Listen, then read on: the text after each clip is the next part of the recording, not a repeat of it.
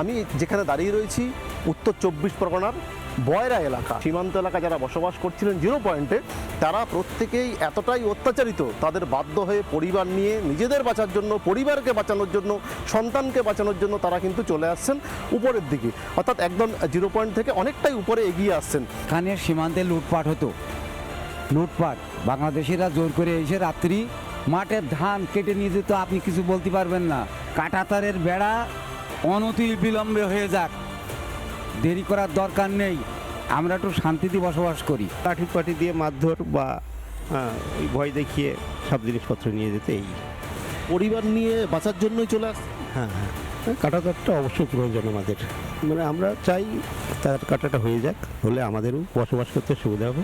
হরিহরপাড়া থানার অন্তর্গত কুমড়োদহ ঘাটের তালবাগানপাড়া এলাকায়, এই এলাকায় বেশ কিছু বাংলাদেশ থেকে নিপীড়িত হয়ে ভারতে ঢোকে এবং ভারতে ঢুকে তারা বসবাস করার চেষ্টা করছে। টিনের ছাউনি দেওয়া আছে, কোনো রকমভাবে থাকা যায় এরকম ব্যবস্থা করে রাখা আছে। আমরা 2003-এ আসি, আমরা অত্যাচারের জন্য চলে আসি। জমিতে ধান থাকলে ধান কেটে নিত, গরু বছর ধরে নিত, মারধর করতো, বিভিন্ন অত্যাচারের জন্য চলে আসি। জীবনের কোনো নিরাপত্তা নেই। ও আগেও ছিল জামাত ইসলাম, এখনও তাই। এখন তো আরো অত্যাধিক মানে ওরা বেড়েছে।